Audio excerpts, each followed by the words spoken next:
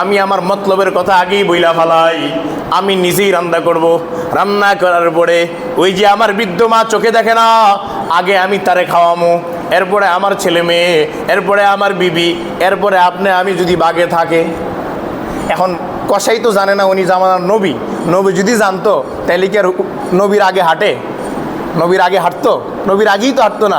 দোকানেই তো থাকি, আসসালামু আলাইকুম হুজুর, আপনি ক্যাশে হবেন, বরকত দিয়ে যান, কারণ তো চিনে নাই। হযরত মুসা আলাইহিস সালাম বলেন, ঠিক আছে, আমি তোমার আমল দেখতে চাই, কোন বিনিময়ে তুমি আমার সাথে জান্নাতে থাকবা। হযরত মুসা আলাইহিস সালাম বসে আছেন মায়ের পাশে। আল্লাহ পাক রব্বুল আলামিন তার মায়ের অন্তর চক্ষু খুলে দিছেন। জাহিরি যদিও দেখে না, কিন্তু অন্তর চক্ষু খুলে দিছেন। চিন্তার দেরি হয় নাই।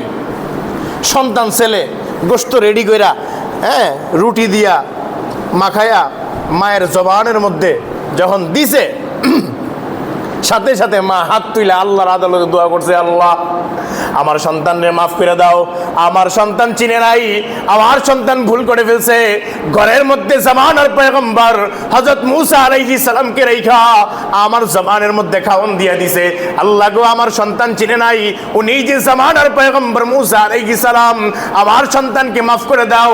আর আজকে যেইভাবে আমরা একসাথে বসে আছি, আল্লাহ আমার সন্তান আমাকে খুশি করার জন্য না চাইতেই বাজার থেকে গোশত আইনা আমাকে খাওয়াইবার জন্য আমাদের একসাথে সবাইকে জান্নাতে কবুল করে নিও।